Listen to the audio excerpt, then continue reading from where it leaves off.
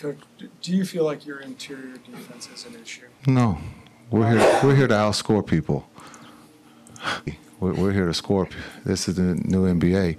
The interior defense, we'll figure it out. Now that statement came with a lot of sarcasm, sprinkled in with some truth.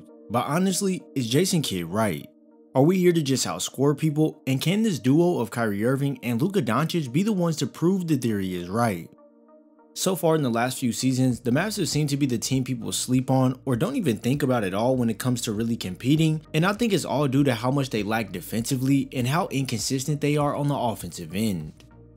For a long time, it's just been the magic of Luka Doncic keeping this team alive by orchestrating the offense on a nightly basis, so things could tend to get real stagnant at times, resulting in bad shots, bad passes, or just altogether not so good offensive possessions. In today's competitive league, you just really can't afford these times where the offense consists of one high pick and roll into a lazy pull-up three from Luka Doncic. These are possessions that we would see a lot of the time from the Mavs, and just as bad as these shots would make the offense look out of whack, instead of it being a bad shot selection, when Luka attracts the double team here, instead of an immediate swing back to Bullock on the three, Doncic pulls the double in more, so now the pass is late, Reggie is too far over at this point, and now it's an easy run out for Trae Young. See how the offense can simply look out of sync sometimes? These plays aren't that far and few between for the Mavericks, as these plays tend to actually happen a lot more than you would like. If you have too many of these mental collapses like this, you'll get a string of bad possessions, and on this play where Doncic breaks down the defense while everyone watches, kicking it out to a Spencer Dinwiddie who hasn't touched the ball this time down the floor, and having the responsibility to make a clutch shot is a position that can sometimes be bigger than him, and this all out ends bad with a missed three-pointer from the corner. All these examples show that when you have only one player who can actually lead the offense and get the job done, it makes it extremely tough for you to have any offensive flow. If you were the other team, you could focus all your attention on Luka and make the other guys on the floor beat you, but with Kyrie Irving in the picture, I'm pretty sure the defenses will start to think twice about doing so. Instead of Luka being the only one breaking down the defenses, you'll see these actions where both Luka and Kyrie can take turns making plays on the offensive end, which makes the defense stay more honest. With now two elite talents, it'll take some of that scoring pressure off of Luka, and all of us hoop fans know that pressure is all a mental thing, and basketball is a huge mental game. So with a more clear head and relaxed nature, knowing he has Kyrie as his partner in crime, and not feel like he has to carry every night. Versus the Hornets on this action, it's a simple high post up for Doncic to clear out this left side of the floor. So now right when PJ Washington decides to go double Luka, this pass to Kyrie opens up. But hold on. It's not like this pass has never been there before. It's just that when you have someone like Kyrie who shot 38% from deep last season and is more than confident stepping into his shot, it just hits a little different. Maybe that's not enough to buy you in, so watch here as Luka does his patented no look to the outside after collapsing the defense, and instead of firing up a three off the catch like most Mavs players would do, Kyrie gets Herter up with the up fake, gets into the paint with that hezzy crossover, and then finishes with the left hand over Barnes. I mean, like, do you kinda see what I'm saying now? The difference between other players on this team versus Kyrie Irving is that Kai can always carve out a way to get to the bucket and won't settle for just the catch and fire immediately. With Luka knowing he has someone else who can go break down the defense and get open shots, it'll limit those possessions where he's just dribbling out the shot clock, which can result in a bad shot, and it'll also get the ball out of his hands earlier in the possession, allowing for the ball to move around the court faster for a better shot. There's a lot that can shift the offense with the acquisition of another valuable piece, and when you land another premier player in Irving, not only does he get to benefit off Luka's gravity, but Doncic can benefit off Irving's as well.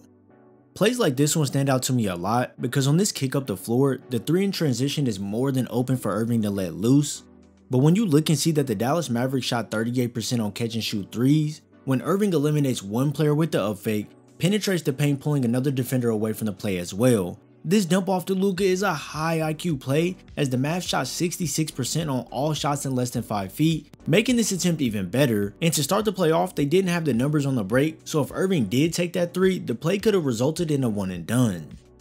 It's little things like that that make a player great and make people actually want to play next to him as well, as he can make the right decision in the right time.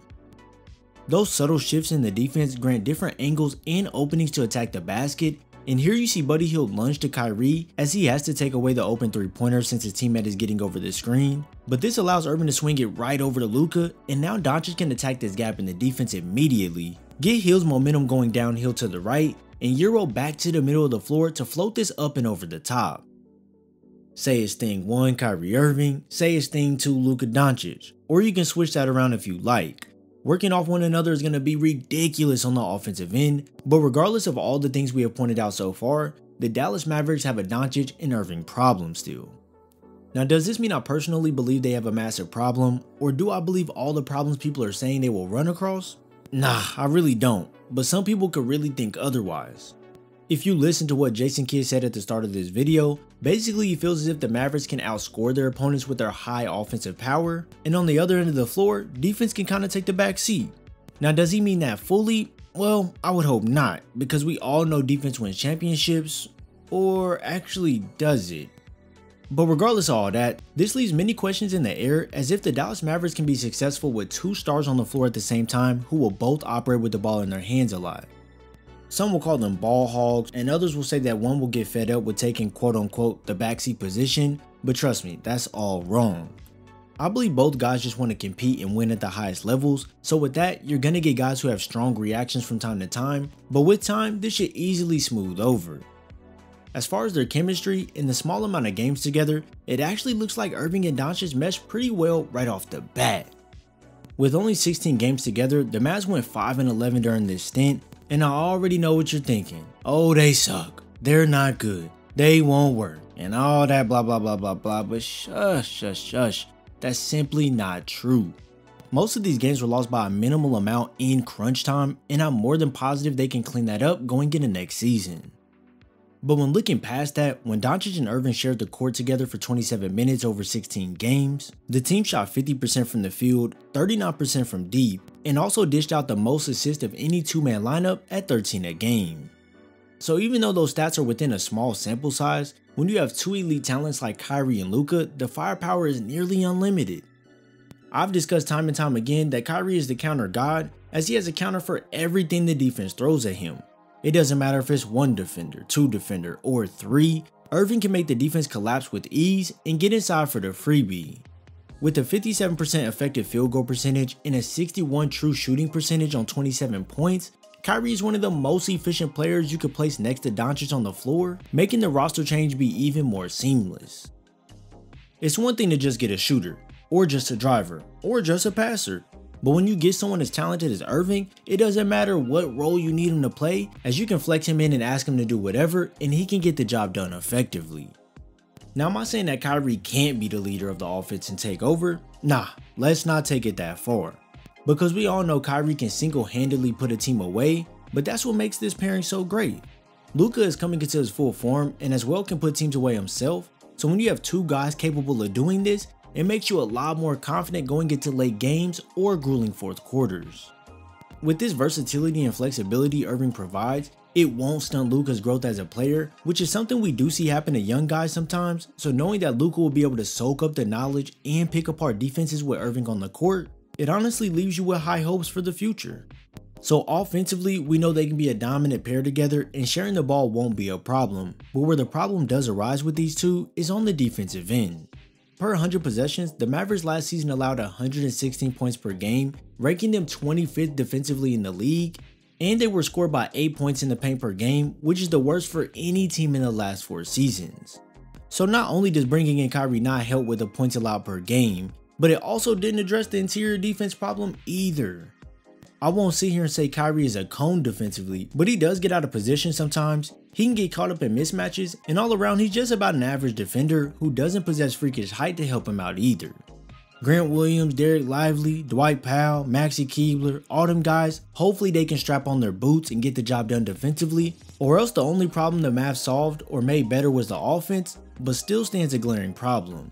If you enjoyed this video, be sure to drop a like before heading over to watch this Kyrie Irving analysis or this Mavericks team analysis. I thank you all for your support, and I'll see you in the next video.